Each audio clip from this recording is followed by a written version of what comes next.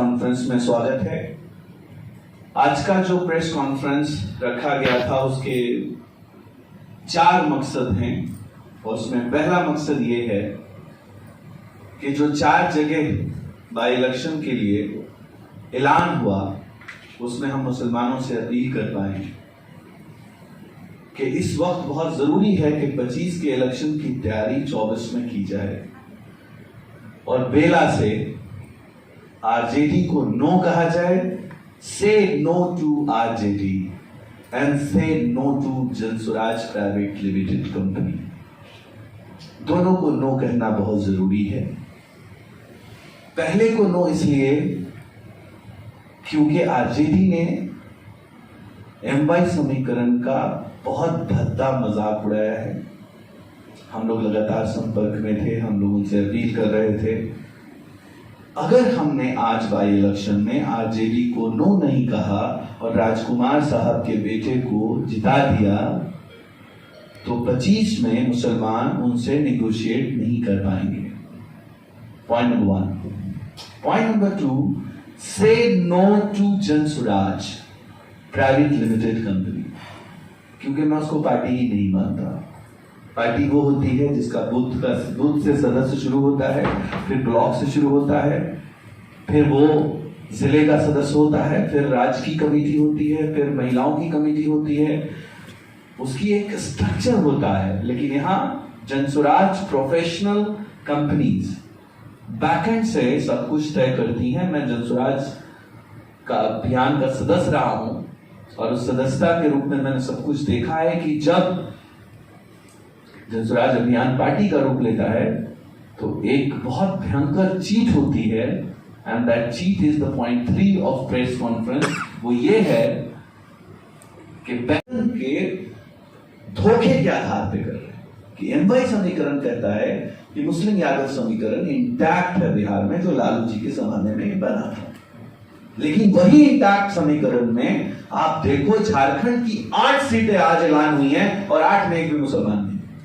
अगर आपने बेला के साथ इंसाफ नहीं किया, अगर आपने आरजेडी को नो नहीं कहा, अगर आपने जनसुराज को नो नहीं कहा, तो आपकी वसात खतरे में है 25 में। इसलिए मैं आपके से अपील करता हूं कि AMIM के जामिन अली साहब को वहां वोट देकर भारी मतों से जिताइए। और इसका कारण भी बता रहा हूं आपको। इसका कारण यह है क्यों जिताइए, उसका कारण साफ है। अगर आप उनको जिता देते हैं तो मिसाल बन जाएंगे, और अगर आप हार भी जाते हैं तो आपकी मिसाल होगी, आप निगोशिएशन के कंडीशन में रहेंगे। This is all about the press conferences. Thank you so much. Sir, आप जानना चाहेंगे कि आपने आज चुनाव से पहले ही परिणाम की भी बात की है जनसुराज के लिए कि 4 सीटों पे से जिनकी कारी है। हाँ, तो क्या लगता है सर, क्या कारण मानते हैं, क्या वजह मानते हैं? देखिए, इसके कई कारण हैं। एक तो उनके हार की जो पहली कारण है गलत कैंडिडेट का चुनाव। पहला कैंडिडेट तरारी से जब लाए तो उसका जो प्रमोशन एक्टिविटीज था वो दिखाने के लिए था कि देखो लेफ्टिनेंट जनरल SK सिंह जैसा व्यक्ति हमारे जनसुराज का कैंडिडेट बन गया, तो उसको ब्रांड की तरह पेश करने की कोशिश की गई। अब बाद में पता चला कि उनको कैंडिडेट को वापस लेना पड़ रहा है, तो रणनीति भी गई, नाम भी गया, कैंडिडेट भी गया। इसीलिए ज्यादा बैलून फुला कर नहीं रखना चाहिए। झूठ का बैलून ज्यादा दिन नहीं फूटेगा, एक दिन वो तो नहीं चलेगा। तो एक कारण यह है। दूसरा कारण कि जो बेला से टिकट मिला, जिस व्यक्ति को बेला से उन्होंने टिकट दिया, वो व्यक्ति खुद टिकट लेके भागता चल रहा है कि हमको थोड़े दिए, हम तो भाई साहब रो रो के वो कह रहे हैं कि हमको कहां फंसा दिए, हम इस काम के लिए बने नहीं। तो जब आपका जिसको आप कैंडिडेट दिए हैं वो मीडिया के सामने 4 बात पर रो रहा है, आप मीडिया पे देख लीजिए जाके, तो वो कैसे नहीं, वो ये नहीं दूसरा कैंडिडेट। और तीसरे और चौथे कैंडिडेट के बारे में जमानत भी नहीं बचा पाएंगे। हर जगह कैंडिडेट जनसुराजी नहीं है, हर जगह कैंडिडेट ताकतवर नहीं है, हर जगह कैंडिडेट को कोई जानता ही नहीं है, और वो कैंडिडेट एक्टिविस्ट भी नहीं रहा। एकदम से सामने कोई व्यक्ति को लाइएगा मोदी जी के स्टाइल में, तो उसके पहले पीछे काम हुआ रहना चाहिए। वो काम हुआ नहीं, मिनिस्टर छोड़ दीजिए, वो काम हुआ नहीं। तो कैडर जब बन जाता है, जमीन लेवल पे आपके बहुत मजबूत कार्यकर्ता रहते हैं, तब ये सब आप करते हैं तो चलेगा। लेकिन आज आपकी पार्टी जन्म ली है और आपको गांव में कोई जानता नहीं। यहाँ पे कई महिलाएं बैठी हैं, कई गांव से आए हैं, पूछ लीजिए किसी से कि उनको जानते हैं जनस्वराज के सूत्रधार नेता कौन है, मेमो ले लीजिए आप, कई जगहों से आए हैं, देख लीजिए जिला के कई हिस्सों से। चुनाव के मद्देनजर आप बिहार की जनता से क्या पूछते हैं? मैं चुनाव के मद्देनजर आंख खोल के फैसले के लिए कह रहा हूं, पहला कि मैं जाति और धर्म से ऊपर उठ के बच्चों को पढ़ाने का काम करता हूं। मैं कह रहा हूं कि जिस जगह जो सबसे बेहतर कैंडिडेट है, समाज के हित में है, गुंडा नहीं है, मवाली नहीं है, उसको आप जिताइए, जो काम कर सकता है आपके क्षेत्र में।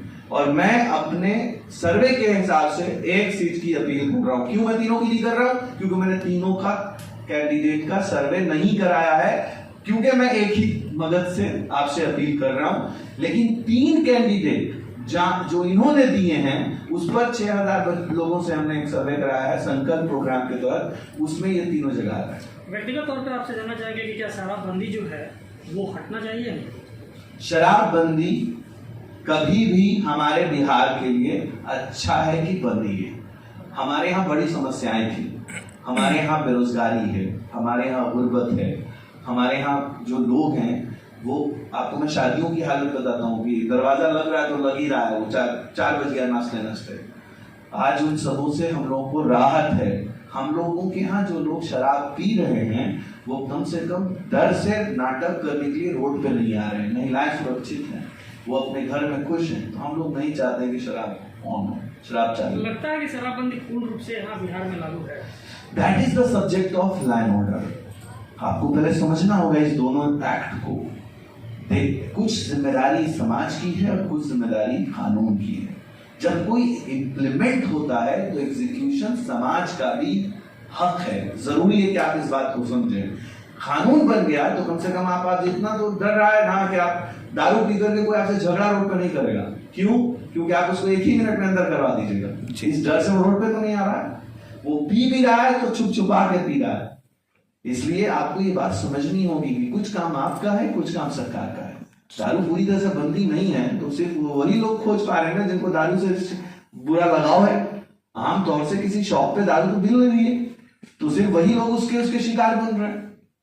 चलिए, कुल मिलाकर यहाँ बंदी नहीं है, इस बात को मानते हैं? मैं मानता हूं कि इसमें कुछ चूक है और यहां नहीं है, गुजरात में भी है, हर जगह है। जहां पूरी बंदी की बात करेंगे आप, ये पॉसिबल नहीं है। कोई भी चीज, गुटखा बंद हुआ था अंडमान निकोबार में, गुटखा लोग खाते थे, ऐसा होता है। अब से वो तो यूनियन टेरिटरी था, छोटा सा प्रदेश, कहां से चारों तरफ समंदर, कैसे लेके चले जाते थे लोग। ये चीजें रहेगी, लेकिन कानून को व्यवस्थित करना एक डिफरेंट टॉपिक है और पूरी तरह से शराब को खुलेआम बाजार में खोल देना एक डिफरेंट टॉपिक है। Thank you.